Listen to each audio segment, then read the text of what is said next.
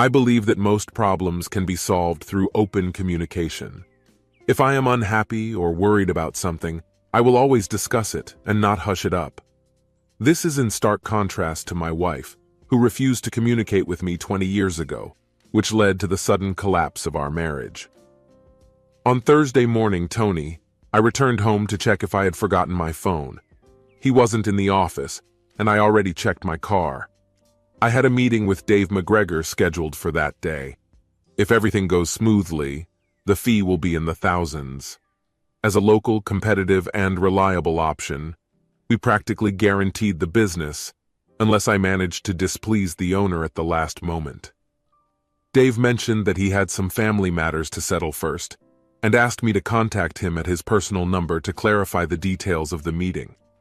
Unfortunately, this number was only stored in my phone, so it was extremely important to find it. As I drove, I sang along to Santana's song playing through the car's multimedia system. Despite the fact that the original was performed by another band, I liked Carlos's version better, as it seemed more polished. Do you believe in fate? I didn't believe it before, but I was amused by the coincidence when 3 conspiracy theorists came into the bar. It seemed too perfect to be a coincidence. When I reached for the front door, humming the last verse of the song that was still playing in my head, I found it locked.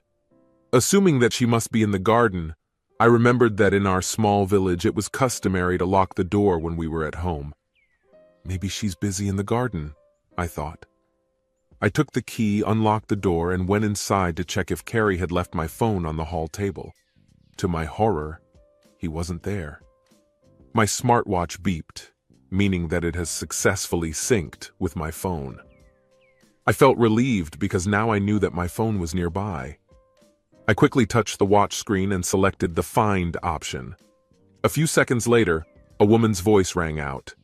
"I'm here," and a musical chime. I followed the sound into the living room, where it seemed to come from an armchair. Now everything has become clear. Most likely, finishing my morning coffee, I absent-mindedly put the phone on the armrest of the chair. Without noticing it, the phone slipped into the gap between the cushion of the chair and the armrest. Letting out a sigh of relief, I took it out and immediately sent Dave a text message. "Hi Dave, I hope everything is okay. Let me know when you can meet. I have a flexible schedule. Tony." He replied quickly, explaining that family circumstances had forced him to leave for the north for a while. He mentioned that he had to leave early the next morning, but offered to meet at the King's Oak Hotel at 7 o'clock in the evening to discuss the details over drinks. I agreed and confirmed our meeting. Having sorted out my schedule, I went in search of Carrie to inform her about the change of plans for the evening. But she was nowhere to be found, although the day was supposed to be devoted to housework. When I entered the kitchen, I immediately noticed the sheets hanging on a rope, a clear sign that she had already taken care of making our bed and doing the laundry. Shrugging indifferently, I reached for the phone to call her, but then it dawned on me. Her car wasn't there either. She answered the phone, panting. "Hi, honey. Is everything okay?" "What is it?" she asked, concern in her voice as I called unexpectedly. "Yes, everything is fine," I assured her, telling her about the sudden change of plans. "You seem out of breath. Where are you?" I teased. "I was in the garden hanging up the laundry when you called. I left my phone in the kitchen, so I had to run into the house to answer the call before it went to voicemail." Her explanation was so natural, so convincing, that I couldn't help but look around the kitchen, almost expecting to see her next to me. "I'm sorry to distract you from your work," I said quietly. "I have to go. We'll catch up later." With that, I hung up the phone, feeling a wave of confusion wash over me. Sitting at the kitchen table, I tried to make sense of her words and actions. Why would you lie? This disturbing realization hit me hard, leaving only one possible explanation in my head. I was puzzled by her whereabouts as we didn't have phone trackers. Suddenly I remembered that she had shown interest in my new company car, and we decided to purchase a smaller version for her from the same seller. Both cars were connected to the manufacturer's app on my phone, which gave me the opportunity to monitor their condition, adjust the air conditioner, and, most importantly, track their location. After a few moments, the app showed me the location of her car. It was parked on the outskirts of the city, on a sparsely populated street about 10 minutes away. I needed to find out the reason, so I entered this place into my car's navigation system and started driving. Somehow, I got to my destination safely, although I don't remember much of what happened. Fortunately, everything went smoothly, without incident. The car was parked in front of an apartment building located opposite some rundown shops. The area was a bit hectic. Tattoo parlors, a bookmaker, a nail salon, and a small convenience store were clearly not typical places for us to shop. There was a charming cafe in the same area. I parked the car around the corner and went into a cafe, where I ordered a cup of tea. I sat down by the window, which had a view of her car. I had been sitting there for almost 40 minutes, and savoring my second cup of tea when they appeared. She was a slender, still attractive woman, accompanied by a man in his 40s, slightly overweight and disheveled. To my horror, the woman turned out to be my wife. But what kind of relationship did they have?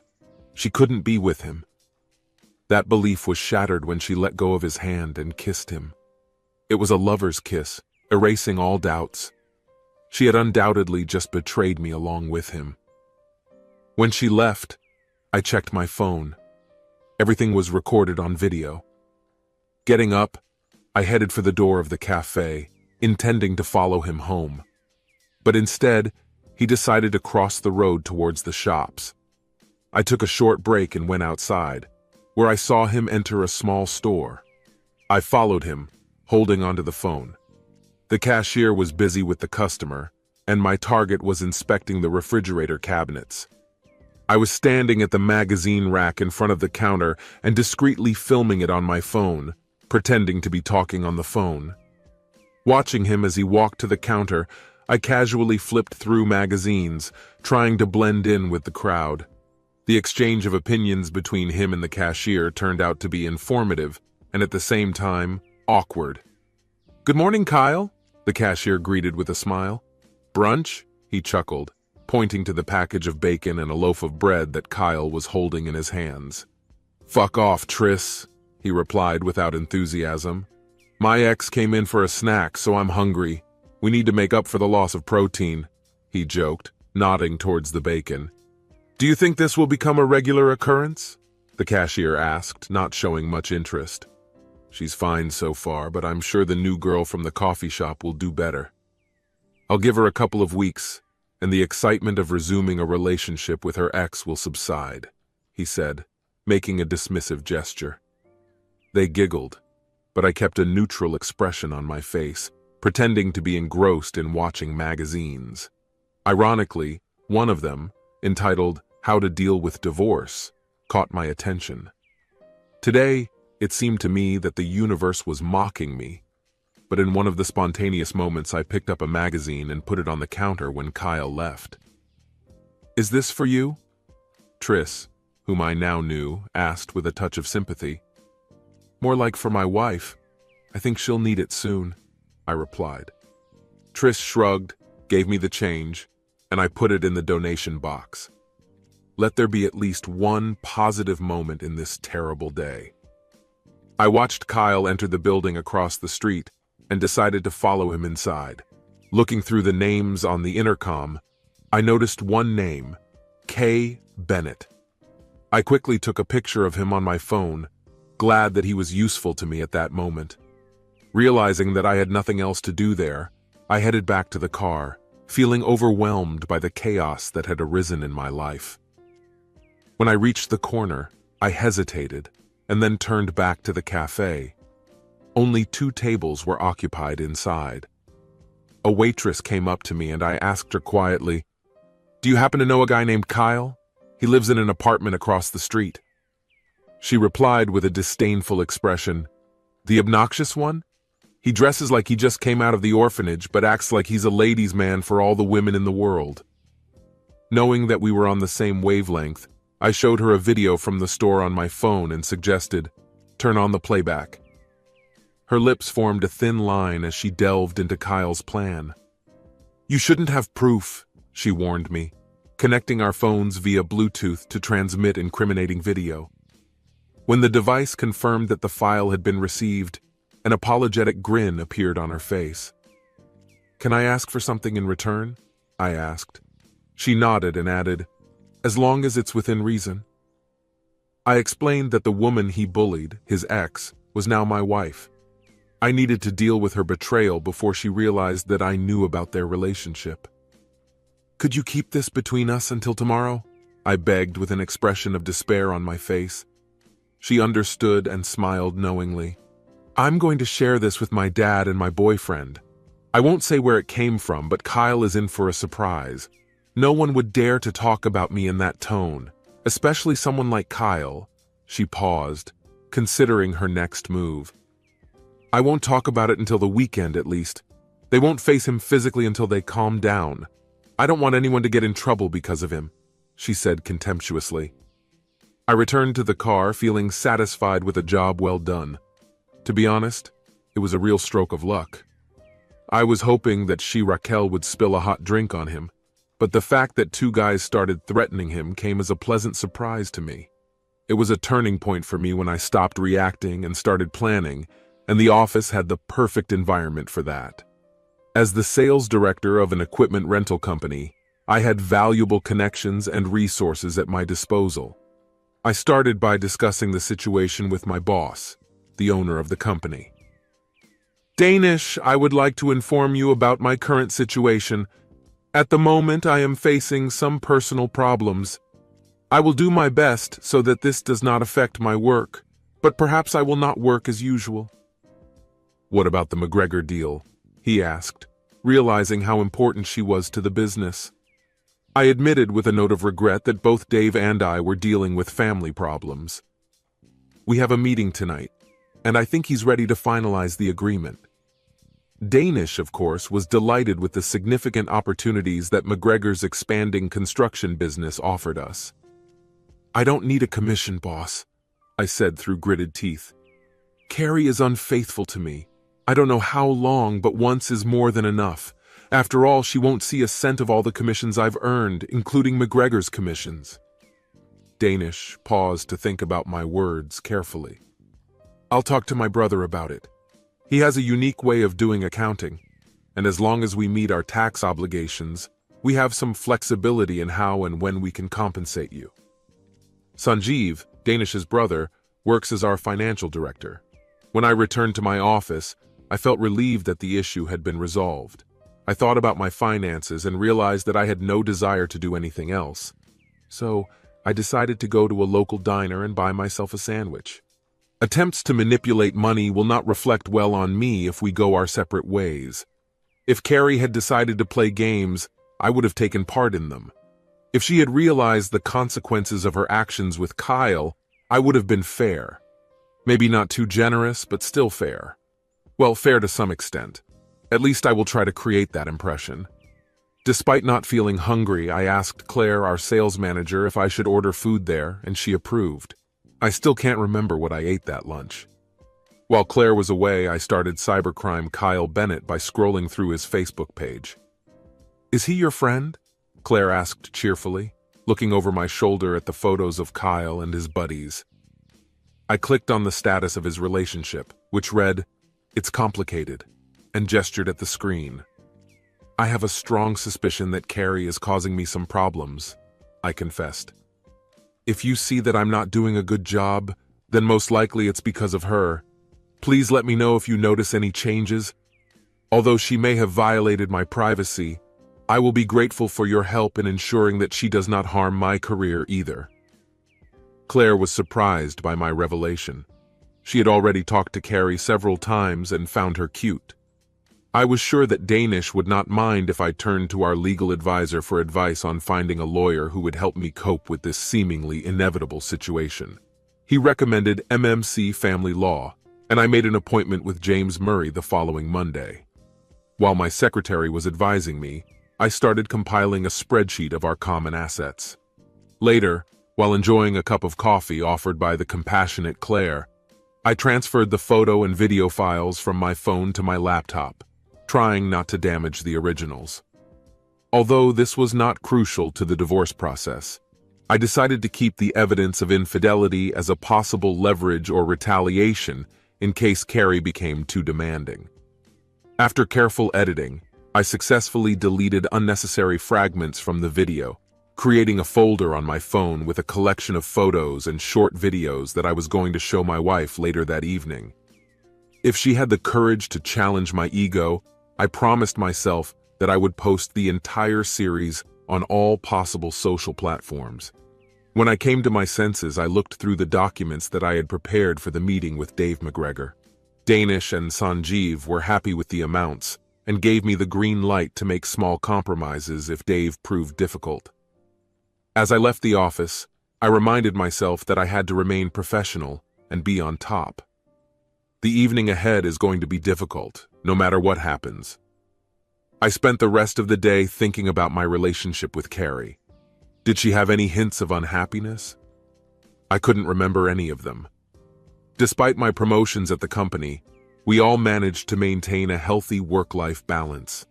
Carrie couldn't claim that my dedication to her work made her feel left out.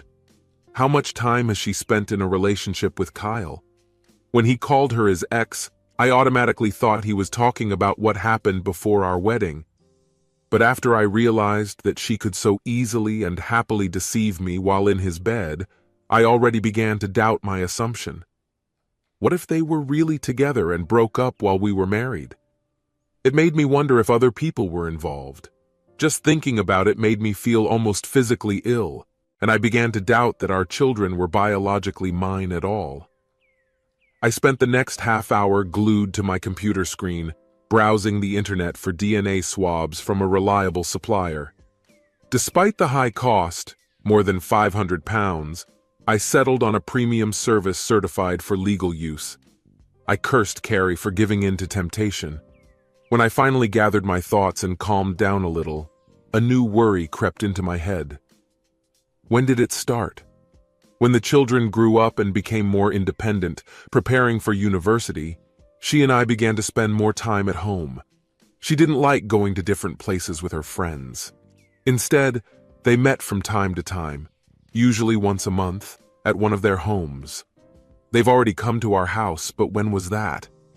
Probably last year. And then it dawned on me. If 4 women take turns hosting hen parties, then I should have seen them 3 times a year, not just once. Are they all involved in this? And they support each other? Was it really only Carrie who participated in such behavior, and the others covered for her out of loyalty? I wrote a letter for the husbands of her friends. Hello, everyone. I recently found out that Carrie was unfaithful. I believe she could have used a few evenings when she was supposed to be with your wives to meet other men. If my suspicions are correct, then either your wives helped her and hid her infidelity, or they did the same. I have no evidence against anyone other than Carrie, but if the 4 of them are constantly having meetings every month, then I definitely need to see them at home more often. I've drawn my own conclusions, but ultimately, it's up to you to decide how to treat your spouses. I'm sorry to drag you into this, but if they're all protecting each other, you deserve to be in the know. Drown. I wrote a message to 3 men I met and enjoyed spending time with. I saved this email in the drafts of the email. Thinking about the number of men involved led me to a disturbing realization. Even if Kyle was the only one, his comments and the portrayal of Raquel as a promiscuous man did not convince me that he genuinely cares about his health. I decided that I needed to take precautions and get tested for sexually transmitted diseases. On the internet, I chose the company SH24, which offered a kit for discreet health monitoring with free delivery for 2 days. Intrigued, I decided to order one of them.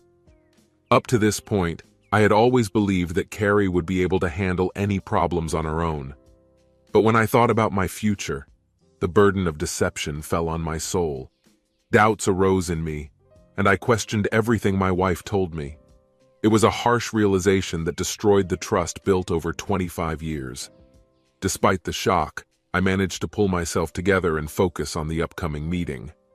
Around 7 o'clock in the evening, I packed my things and went to the Kings Oak Hotel with a briefcase in my hands. Dave McGregor was already waiting for me at the front desk. He led me to a table in the bar, where I noticed his half-empty glass, which indicated that he had been sitting there for a long time, perhaps watching my arrival in the parking lot. When I asked about it, he replied that he needed to be alone to collect his thoughts, and I respected his personal space without asking unnecessary questions. When we sat down, he asked me what I would like to drink, showing his hospitality. I was about to refuse, but he gestured ahead of me. "I understand," he interrupted. "Usually those who are looking for my business try to attract me with drinks and food, especially if they think it will help to make a deal. But you didn't play games with me. From the very beginning, you spoke directly about the service options and prices. That's how I like to do business, and I appreciate it, especially at the moment." He smiled, looking somewhat tired. "Thanks, Dave. I'll have a whiskey with an ice cube, please," I said. He ordered a whiskey on the rocks. The waiter nodded and left. I looked at Dave curiously, and he noticed, "You look as tired as I do. Let's finish our business first, and then we'll talk." He watched with a sarcastic grin as I took the papers out of my briefcase. I gave him the last agreement that we had drawn up in his office a week ago. It talked about equipment, maintenance, operator availability, fuel price adjustments, and more. He quickly scanned it. "You know that our lawyers have to take this into account, right?" he asked. "Of course, trust, but check. I'd be surprised if you didn't," I replied. "Did Danish leave a place for negotiations?" he asked. "A little bit," I admitted. "There is a suggestion," he offered. "We will accept him as he is, provided that we trust each other and faithfully fulfill the agreement, without going into legal details. I confirmed that our main focus will be on compliance with all legal obligations, especially with regard to occupational health and safety regulations. We did not want to take a risk that could lead to legal consequences." He agreed with our position, and we resolved this issue in an informal setting, shaking hands. "Great, Tony," he said, sinking into a chair. "You look a little out of place. Everything is fine? Do you need to talk it out?" I shook my head. Earlier that day, I caught my wife in a lie. As a result of the investigation, I witnessed her leaving another man's apartment. I overheard him bragging about a recent affair with his ex. When I told him about it, my voice faltered. Her deception was so natural that now I doubt everything she told me, I admitted, looking up from my glass. Sipping my whiskey, I thought about 25 years of empty promises. "Damn it," my interlocutor muttered with a look of sympathy in his eyes. "It must have been hard," he admitted, reaching for his drink and leaning back in his chair. "I have to catch a flight to Inverness tomorrow morning," he added, taking a sip of his drink. "My mother died last year, and my father moved in with my sister. Recently, a friend told me that she could use his grief to convince him to change his will in her favor. He trusted me, and there was more sadness in his voice than anger. 'It's not about the money,' he whispered to himself. 'I'll get through this no matter what, but—' He looked at me, hoping for sympathy. 'She's my little sister. I always took care of her when we were kids. Doesn't that mean anything?' He didn't expect an answer from me because he knew I was having the same problem. 'She was my life partner. I supported her and helped raise our 2 children. Doesn't that mean anything?' I ordered our usual drinks, but Dave insisted on paying. After a while, we ended the conversation and shook hands to seal our cooperation. Dave was preparing to fly to Scotland to be with his sister, and I've exhausted all my excuses to avoid meeting my wife. Carrie seemed to sense my arrival and could tell by the look on my face that I wasn't in the best of moods. If I didn't know her, I'd think she was genuinely worried. "What's wrong, honey?" "What is it?" she asked. I shook my head, unable to explain anything in the hallway. Gesturing to the kitchen, I asked for coffee and promised to tell her about my day. While she was making 2 cups of coffee, I took my phone and briefcase and put them on the kitchen table. On the way home, I went over and over in my head what I needed to tell her. but every time my words changed. Because of the weight of pain, self-doubt, and shattered beliefs, it was difficult for me to even formulate them. It is very important to acknowledge these feelings now. I couldn't pretend that I didn't know anything and postpone the conversation any further. Soon a steaming cup of coffee appeared in front of me, and Carrie took the seat opposite mine. Was it a difficult meeting? "What is it?" she asked, her face expressing genuine concern. "Not really. The person I was meeting had to rush to catch the morning flight," I confessed. When I tried to take a sip of coffee, I found that it was still too hot. It turned out that someone he trusted had betrayed him, and he was forced to step aside to sort out the situation. "It sounds disgusting," Carrie sympathized. I couldn't believe that I had managed to keep a straight face in the face of her hypocrisy. Isn't she the least bit ashamed? "Did you have a good day?" I asked, trying to sound innocent as I mindlessly flipped through my phone. "Not really," she sighed. "Everything is as usual, a household routine." "I hope my morning call didn't interfere with your daily routine. I noticed that you were out of breath when you answered the phone." I looked for any signs of regret or remorse in her response. "Everything was fine," she chuckled. "I just had to rush home to answer the phone." There was no hint of guilt or embarrassment in her voice. If I hadn't been standing alone in the same kitchen just 10 hours earlier, I might have believed her. I cooled my coffee and took a sip, feeling confused by the situation. I noticed her frown and felt the need to explain my confusion. "Kyle lives on the second floor and he doesn't have a garden, so where have you been?" Her expression changed abruptly. It was obvious that she was worried. "I meant our garden, not Kyle's garden. And who is Kyle? And are the children mine at all?" "Kyle is your ex, don't you remember?" I muttered, feeling my thoughts running away. "Tony, we've been together for so many years. I can't remember everyone I've met. I really can't remember anyone named Kyle." She looked uncertain. "Perhaps you met him after our wedding. You both worked for the same company, and he was launching his social network around the time you were pregnant with Amy." She looked offended. "I haven't had a relationship with anyone since the wedding, so just sleeping with them doesn't count."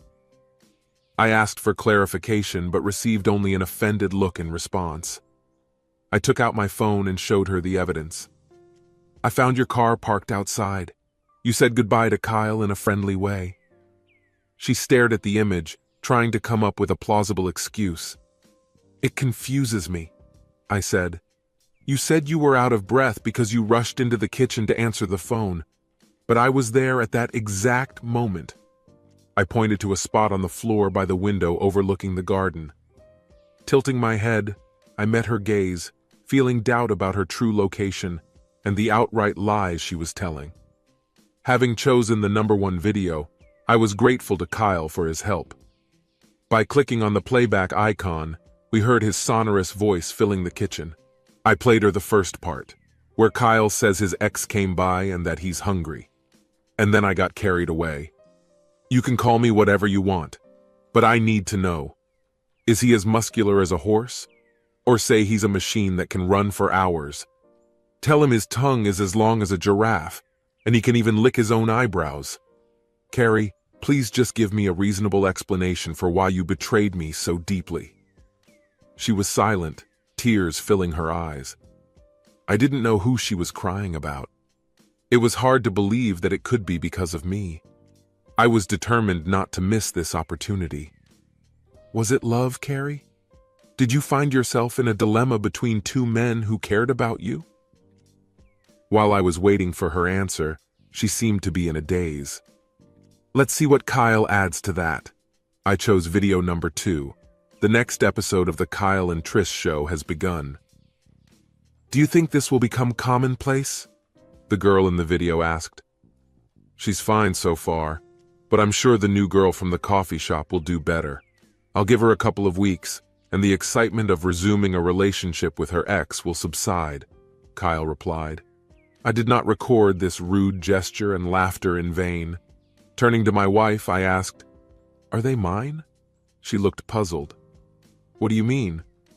I pretended to be worried. I think it's easy to forget about things when they're not in plain sight. For example, that you were with Kyle. Let me refresh your memory. Are Amy and Brian my children? She flinched, visibly shaken. How can you even ask that? She hissed. I explained.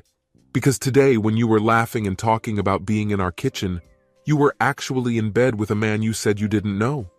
In my opinion, he was probably with you at the very moment we were talking. I watched her closely to make sure she understood everything. Now I can easily see your lies, and it makes me doubt everything you've ever told me. I would never cheat, she began, but I stopped her with a gesture. There's no need to worry. I have arranged court-approved paternity tests for all of us. We'll know the truth by next week. She hurried to the bathroom downstairs, and I could hear her throwing up. She finally understood how much I was suffering. After finishing my coffee, I hesitantly opened the draft of the letter, weighing the consequences of clicking the send button. At that moment, Carrie returned, her face noticeably haggard and pale. I'm not done yet. You also misled me about the bachelorette party. I felt a wave of stupidity wash over me. I thought you were sitting at home gossiping about your husband's flaws, but instead you were doing questionable things and covering for each other. I'm ashamed of how far I've come to reveal the truth. Now I understand that it was a lie, but I would not like to be responsible for the destruction of marriages. She sat in silence, staring at me intently. Were you all involved? I exclaimed. She jumped in surprise. Just me and Jamie, she muttered. The others thought we were talking nonsense, but agreed to cover for us. I made some changes to my email and clicked the send button. Carrie was still hunched over, not understanding what I had done. You still haven't answered my question. I asked her a few more questions. Was Kyle really worth it? Was he really that great? Her voice was devoid of emotion as she replied, What does it matter? Why does all this matter? I needed to understand why you jeopardized our marriage and overshadowed every important moment in our children's lives. Every holiday, every special occasion, every important event. Now our children will have to live with divorced parents. I wanted to believe that there was a good reason for her action. Tears streamed down her face as she shook her head. No, it wasn't like that at all. I was just pretending to be someone I'm not. Kyle was just there for me. What about Jamie's husband? I asked. How will he react? And the other men? I continued. How will they feel knowing that their wives are deliberately covering for two girlfriends who are indulging in debauchery? How confident will these men feel? She kept shaking her head, tears still flowing. My eyes filled with sadness for the stupid women and their unsuspecting spouses, who were now caught up in this story with Carrie. She begged, Please don't tell them. I can't keep quiet anymore. Your friends lied to me for you, and now I'm telling them the same thing. But now you suddenly have a conscience, and you care about their feelings. You've been lying to me for years without thinking about anything. My anger is off the scale right now. Damn you and your friends. The email has been sent and your phone should be buzzing soon. I went upstairs, leaving a copy of the divorce handbook on the table. I moved into an empty room, expecting Carrie to try to make up. As a precaution, I put a chair under the door handle, but I didn't hear anything. Emotionally exhausted, I must have fallen asleep shortly after midnight. In the morning, when I came downstairs after a restless night, she was not in sight, but there was a note waiting for me on the kitchen table. Dear Tony, I understand why you accused me of infidelity, and I am truly sorry that I hurt you. I can't fully justify or explain my behavior, but I can answer the question you asked last night. Kyle is nothing compared to you. He was just a casual friend. I've never been torn between two loved ones. You're the only man I've ever really loved and who loved me back.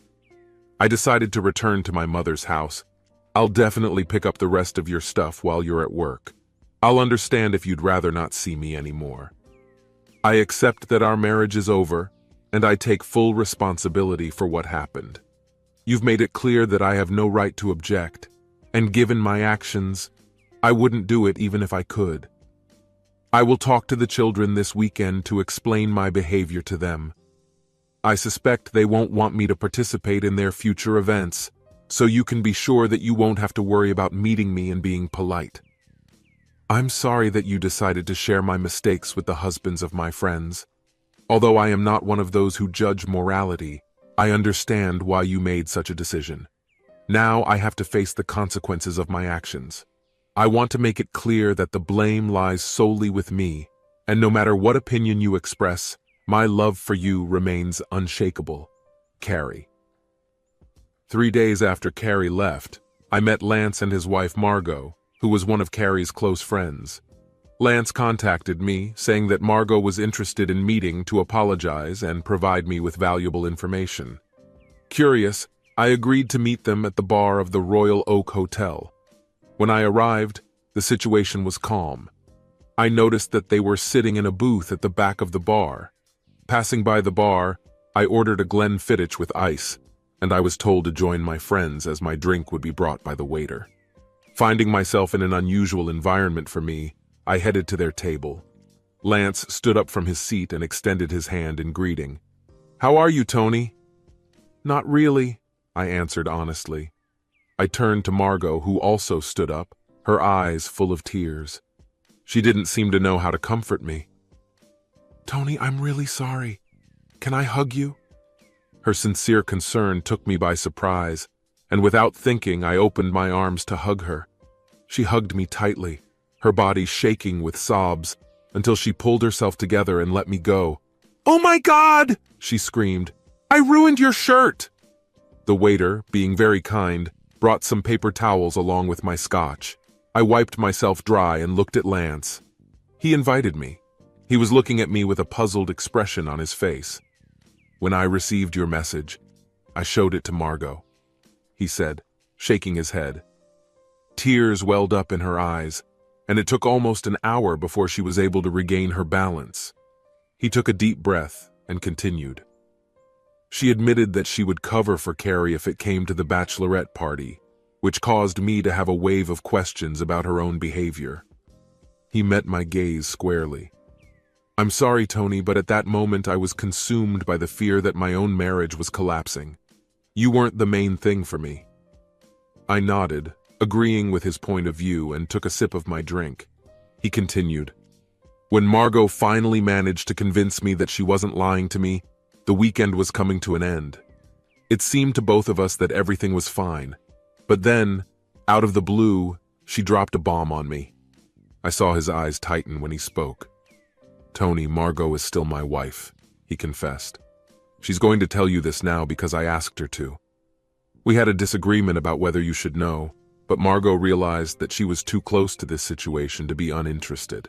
Please listen to her carefully and try to understand that she may have kept this information to herself for a long time." I considered Lance's words, torn between his belief that I deserved to know and the fact that Margot preferred me to know nothing. The situation was reminiscent of the dilemma I was struggling with that fateful Thursday, deciding whether or not to reveal the secrets of Carrie's friends to their husbands. Turning to Margot, I said softly, "You've never lied to me directly because I've never asked. But this is silence. It seems even more disturbing, doesn't it?" Her eyes filled with tears again, and she nodded in confirmation. "Then please share with me the information that you know. I promise I will try to stay calm." Margot looked at her husband for support. "Carrie and I were very close before your wedding," she began. "But everything changed as soon as you started dating. It became obvious to all my friends that you are the one." I couldn't help but giggle. Shaking her head sadly, she continued. "I know it may seem like a lie now, but it's true. After you got married, she really wanted children.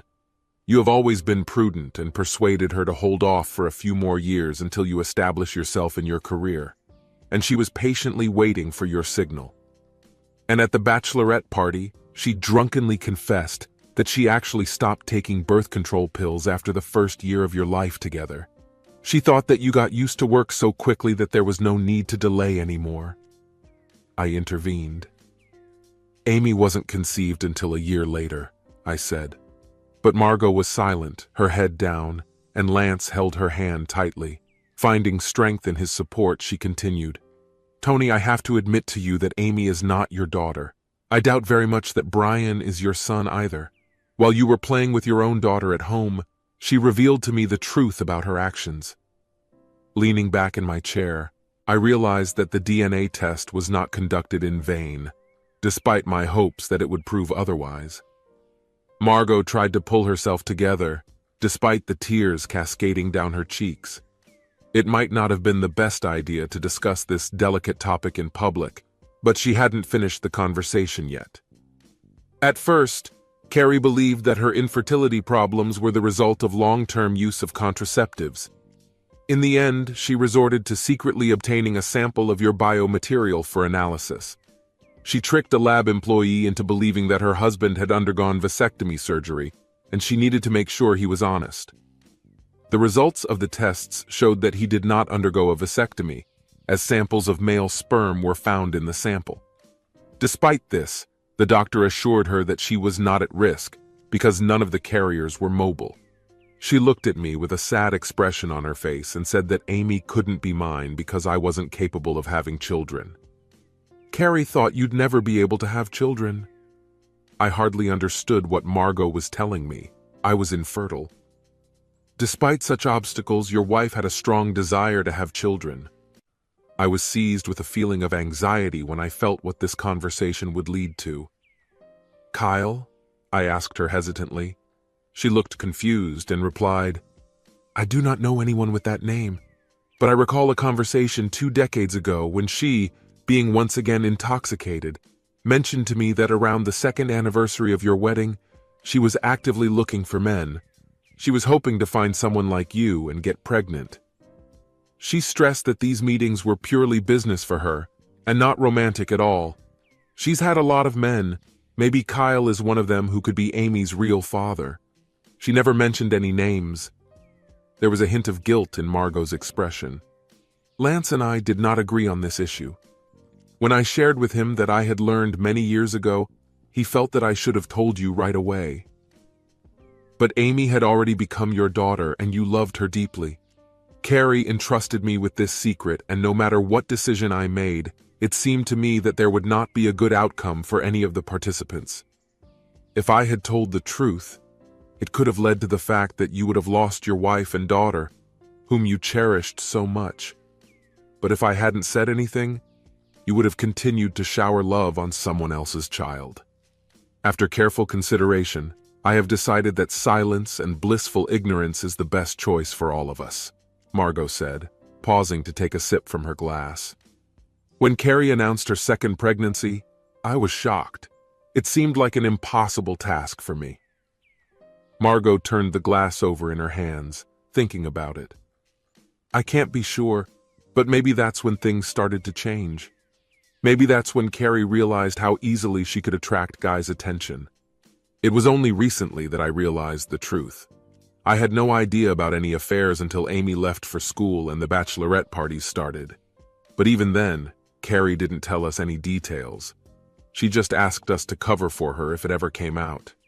Whatever she did back then, it was her business, and ultimately, Jamie's business. Tony, I'm really sorry. I had the opportunity to speak out, but as soon as I stopped talking, I felt stymied. I was seized with fear at the thought that everything would collapse if you found out the truth. I don't expect forgiveness because maybe I don't deserve it. The only thing left for me is to tell you what I know. You can ask any questions, but it seems to me that you have already found out everything." As they silently watched me rethink every detail of my marriage, I finally plucked up the courage to speak. I asked how the others were doing and if they were aware of the current situation. She shook her head, making it clear that she doubted their knowledge. "We never talked about it. It was obvious that Carrie was hiding something when she asked us to cover for her. But as for the children, I doubt it very much." Margot thought for a moment. "During the meeting, I felt unwell and was still taking medication, so I decided not to drink. Now I regret that I was there." There was honesty in her voice. She added that the others, including Carrie, were already very drunk by that time. I doubt very much that even if they had accidentally overheard our conversation, they would not have remembered anything the next day. She looked at me intently. It seems to me that Carrie doesn't remember confessing to me at all. We continued to chat, but Margot had nothing more to say. Naturally, I accepted her apology. Why? Because Carrie was her friend, not mine, and because she was right. By the time she found out about Amy's biological father, I had already become very attached to my daughter. When Carrie found out she was pregnant again, Margot was already privy to her secret. It was hard for me to forgive her for covering up for Carrie. When I expressed my feelings, Margot didn't say anything. Lance intervened, explaining that Margot was ready to accept any blame I put on her. He gently took her hand, showing that they share a tender bond, a reminder of what I thought my wife and I had. He further explained that Margot feels guilty for not revealing the truth about Carrie's behavior for years. Despite this, Margot herself has never been involved in any wrongdoing. Despite the separation, we managed to maintain a warm relationship, although we did not become close friends, Margot said. I couldn't help but blame Margot for not telling me about it. In the weeks that followed, I felt detached and numb. Claire has always been a pillar of support for me. She made sure I ate, did all the work, and even included me in dinners with her and her companion Gail. An encouraging letter from SH24 confirmed that I did not have sexually transmitted diseases, which brought a sense of relief, but I could not find the strength to feel grateful to my wife for sparing me from this insult. I really shouldn't have bothered with this in the first place. In the end, Margot's story was confirmed by the results of a DNA test, as I predicted. Despite the anxiety this caused me, I knew that it was necessary to communicate the results to both children so that they would understand the purpose of the test. There was no question of turning a blind eye to the situation. So what did the results show? Amy and Brian had the same mother, but different fathers, neither of whom had a biological connection with me. Carrie decided not to take the test, anticipating the negative consequences. Amy, who was 22 years old, was the eldest. The realization that my wife had been unfaithful throughout our marriage was a cruel blow to me. As a result, my relationship with my children suffered for a while. We walked in front of each other on tiptoe. I was afraid that they would refuse to perceive me as a father, and they would be accused of betraying their mother. A month later, after that fateful Thursday, they returned from college, and we sat down for a long conversation to relieve tension and come to a consensus. It was a difficult discussion for all of us. Amy, understanding the mother's desire to have a child and being a woman herself, was shocked by the method Carrie used. Brian, usually unbiased, was confused.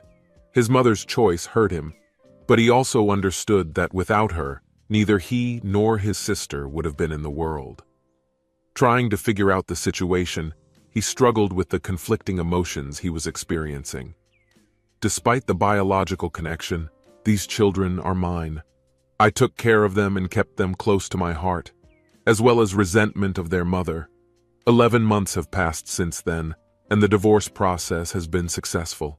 We split the property and I managed to keep most of the finances because she didn't care about it. I'm not sure if the kids will keep in touch with Carrie. They've learned to avoid mentioning her name in my presence. I also severed all ties with her family, which is a pity, because I used to have a good relationship with her mother. Jamie's husband tried to mend the relationship, but even after therapy, he couldn't see his wife in the same light. Their divorce was difficult, but it has now been finalized. Allison, like Margot, was able to convince her husband that she was trying to reason with Carrie and Jamie, but decided not to contact them anymore. She claimed that although she had never talked about Carrie and Jamie's behavior, if she had been asked, she would have been honest. Despite the fact that she and her husband remained united, he allegedly urged her to distance herself from these two friends. By the way, almost 8 months ago, I went to have lunch at a trendy cafe on the outskirts of the city. I was served by a charming girl, Raquel, and as she put food on my plate, she casually touched on the topic of the recent robbery. It seems that a man living in a neighboring apartment was attacked by two masked men and inflicted serious bodily injuries on him. The incident traumatized him so much that he decided to move out as soon as he was discharged from the hospital. Raquel didn't seem bothered by his departure, which amused me a little. I continued to meet Dave McGregor occasionally for a drink. Interestingly, as it turned out, Dave's sister suspected her husband that he was going to leave her, and this prompted her to adjust her father's will in her favor. Dave's smile was tinged with sadness as he told me this story. His sister believed that her father still owned the business, but he was not a fool and understood perfectly well what she was up to. He played along with her, not letting her come to her senses, knowing that in the end she would leave, having received no more than what she was entitled to. Shaking his head, he complained with a heavy heart that she had betrayed his trust in vain. After a moment of silence, he raised his glass and made a toast to trust. We exchanged meaningful glances. And now I'm over 40, and I feel like a devastated person. The children have left to study. They already have their own adult life. And as for my ex-wife, the last thing I heard was that she returned to her mother and leads a hidden lifestyle. As friends who saw her tell me, she looks very bad. And yesterday I found out that she is in intensive care. She has severe exhaustion of the body. She suffered from severe depression and refused to eat at all. The disease consumed her very quickly. Now she has completely disappeared from my life. My relationship with her friends is polite but distant. Claire from the office mentioned that she knows a few single friends who would be interested in getting to know me better. At first, I didn't take her gesture in a favorable light. Nevertheless, he brought a smile to my face, which gives me hope that I am finally moving on the path to healing.